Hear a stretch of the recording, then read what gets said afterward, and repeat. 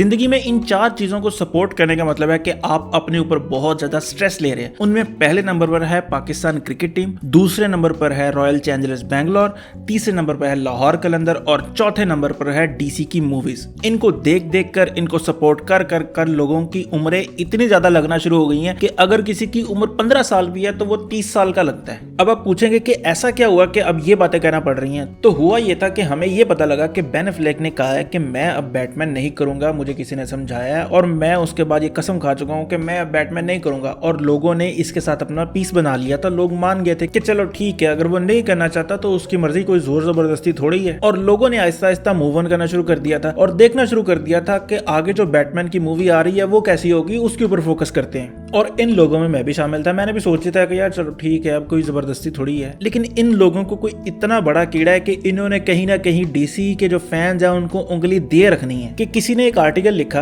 कि flash movie में Ben Affleck last time जो है वो आएगा, जो कि हम भी यही सोच रहे थे कि लास्ट टाइम बेन एफ्लेक वो फ्लैश मूवी में हमें नजर आएगा, उसके बाद उसने कभी बैटमैन नहीं करना। अच्छा, ये भी कोई कंफर्म नहीं था कि वो उसमें आएगा। हमें उड़ते उड़ते रूमर्स मिले थे, हम उसके ऊपर यकीन करके थोड़ा सा उम्मीद कर रहे थे कि चलो हमें आखिरी दफा बेन एफ्लेक देखने को मिल जाएगा, उसके बाद फ्लैश पॉइंट हो जाए, वो खत्म हो जाए, चलो कहानी खत्म हो। लेकिन हमारे एजरा भैया, उनको कीड़ा है, उन्होंने हमें परेशान करना है। और उस बंदे ने ये हरकत की है कि उस आर्टिकल का वो वाला पार्ट लेकर जिसमें लिखा था कि वन लास्ट टाइम वो अपीयर होगा, उसको हाईलाइट करके ऊपर हा हा हा हा हा हा लिख कर अपनी स्टोरी पर पोस्ट कर दिया। अब इस चीज के दो मतलब निकल सकते हैं। पहला तो ये कि वो खुश हो रहा है कि यार चलो शुक्र है बेन एफ्लेक से जान छूटी, वो गया इस यूनिवर्स से, जो कि मुझे 99.99% यकीन है कि ऐसा नहीं है। दूसरी बात ये हो सकती है कि आपको, जैसे मैंने बताया था कि डिस्कवरी और वार्नर मीडिया का मर्जर हो रहा है, तो उसको ये बात पता होगी कि वार्नर मीडिया के लोगों को जो लोग आके रिप्लेस करेंगे, वो चाहते हैं कि स्नाइडर और इस तरह के जो लोग हैं जिनको उन्होंने निकाला है, स्पेशली नोलन को, वो वापस लाएं। निकाला कहूं या छोड़ के चले गए, एक ही बात है। यानी कि वो अब उन लोगों के साथ नहीं है, तो उन लोगों की कोशिश होगी कि उन लोगों को वापस लाएं। तो शायद ये बात उसे पता है और वो ये जानता है कि वो बेन एफ्लेक को वापस लाएंगे, इसलिए वो खुश है और वो इस खुशी का इजहार कर रहा है कि नहीं जी, तुम लोगों को तो अभी ये बात पता ही नहीं है जो मुझे पता है। या तीसरी पॉसिबिलिटी ये हो सकती है कि उसने ये पोस्ट नशे में की है, उसको नहीं पता था कि क्या पोस्ट कर रहा है, बस उसने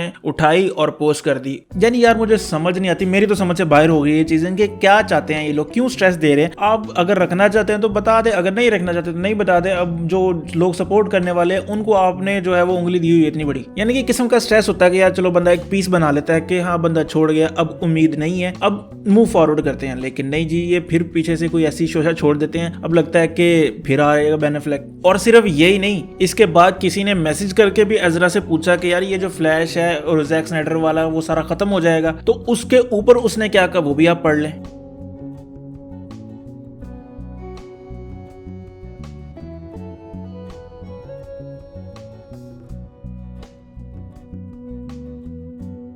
अब मुझे तो नहीं पता है कि ये चवले मार रहा है या इसमें कोई सच्चाई भी है, क्योंकि हमें पता है कि माइकल कीटन भी डीसीयू में वापस आ चुका है एज ए बैटमैन, बैटगर्ल में भी वो आएगा, मुझे तो लगता है ब्लू बीटल में भी शायद वो आ जाए। यानी 3 बैटमैन हमें देखने को मिल जाएंगे अगर ये बात सच हो जाए। एक तो रॉबर्ट पैटिंसन वाला है, एक बेन एफ्लेक हो जाएगा, एक माइकल कीटन हो जाएगा। यानी कि अगर ऐसा हो जाए तो अच्छी ही बात है, क्योंकि मुझे ऐसा लगता है कि अगर आप देखें ना मार्वल की तरफ, एमसीयू की मूवीज की तरफ, तो वो मल्टीवर्स ऑफ मैडनेस की तरफ जा रहे हैं। यानी कि मल्टीवर्स का कॉन्सेप्ट अपनी मूवीज में ला रहे हैं। मल्टीवर्स हमने डीसी की मूवीज तो में शायद इतना नहीं देखा, लेकिन डीसी की जो एनिमेटेड है, जितना भी है हमने कॉमिक्स में बहुत डिटेल में हमने देखा हुआ है। तो क्या पता ये भी उसकी तरह क्राइसिस ऑन इन्फिनिट अर्थ वाली सिचुएशन पे जाने की कोशिश कर रहे हो कि बहुत ज्यादा जो है वो मल्टीवर्स का कॉन्सेप्ट अपनी मूवीज में लाएं और 2-3-4 साल बाद हमें शायद क्राइसिस ऑन इन्फिनिट अर्थ वाली मूवी देखने को मिल जाए, जिसमें 3-4 बैटमैन, 3-4 जोकर आमने सामने हो। ओए होए होए होए होए, मजा आ जाएगा। क्या तो आप लोगों का क्या ओपिनियन है? क्या आप लोगों को क्या लगता है कि क्या बेन एफ्लेक ने वाकई अपना ज़हन बदल लिया है कि वो वापस डीसी में आना चाहता है, या वो मर्जर का वेट कर रहा है कि मर्जर के बाद ही कुछ चीजें सॉल्व हों, उसके बाद वो डीसी में वापस आए?